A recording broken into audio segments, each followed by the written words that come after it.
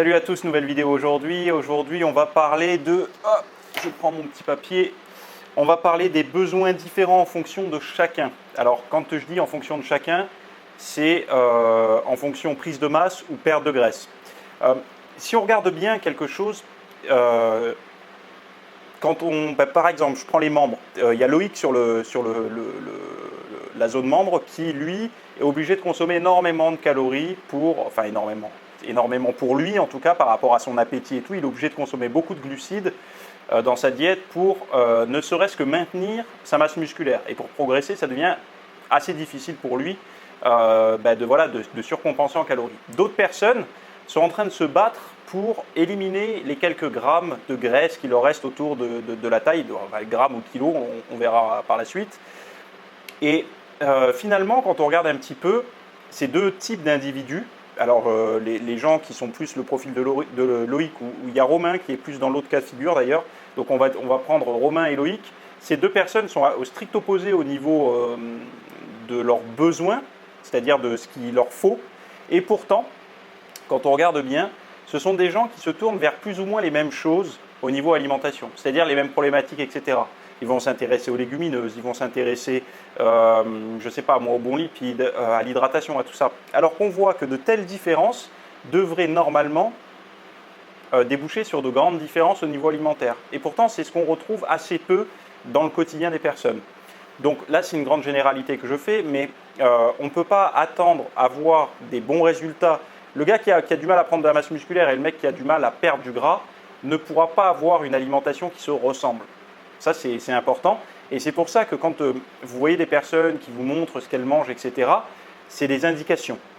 En aucun cas, c'est la méthode à suivre absolument. Pourquoi ? Parce que en fonction de la personne, ça ne sera pas la même chose pour vous.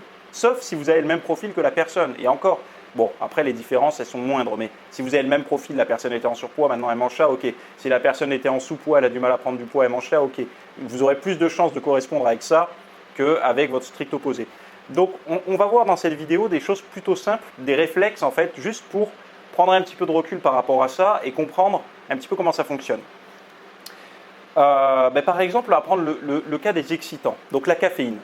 La caféine, j'ai fait des vidéos là-dessus, il va y avoir une légère augmentation métabolique, il va y avoir pour les personnes stressées un stress un petit peu plus intense, il va y avoir une libération des graisses, etc. Donc on voit bien que pour la personne qui est en sous-poids, ça peut être intéressant. Pourquoi ? Parce que cette hausse métabolique, cette mobilisation des graisses, ce côté énergétique, il va profiter à cette personne-là. Parce que c'est des personnes en général qui ont tendance à avoir un métabolisme plutôt ralenti, etc. Donc la caféine, pour une personne qui a du gras à perdre, ça va être intéressant, dans la limite du raisonnable. On ne va pas dépasser les 300 mg par jour quand même, donc ce qui équivaut à peu près à 3 bonnes tasses de café.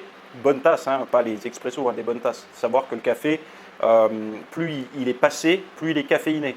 Donc ne faites pas attention au petit café extra corsé au goût, ça ne veut rien dire. Ça ne veut pas dire qu'il est extra caféiné.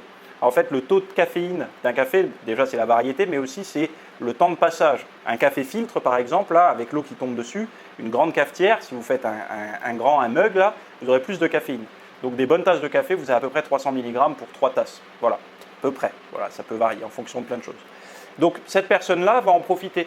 Pourquoi ? Parce qu'elle a un métabolisme plutôt ralenti, une personne qui peut être même un petit peu pâteau, etc., voire sédentaire, qui a du mal à perdre du gras, donc la caféine va avoir un rôle.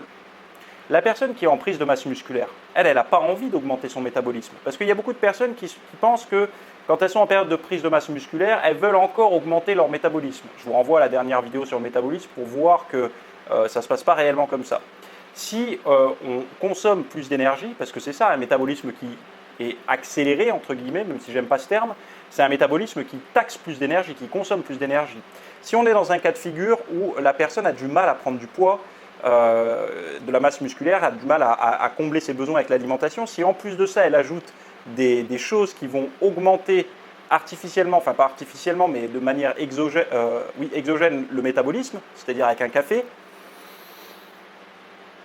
en fait la personne se met un petit peu des bâtons dans les roues. C'est-à-dire qu'elle va encore devoir augmenter quelque part la compensation, puisque la caféine va augmenter son métabolisme.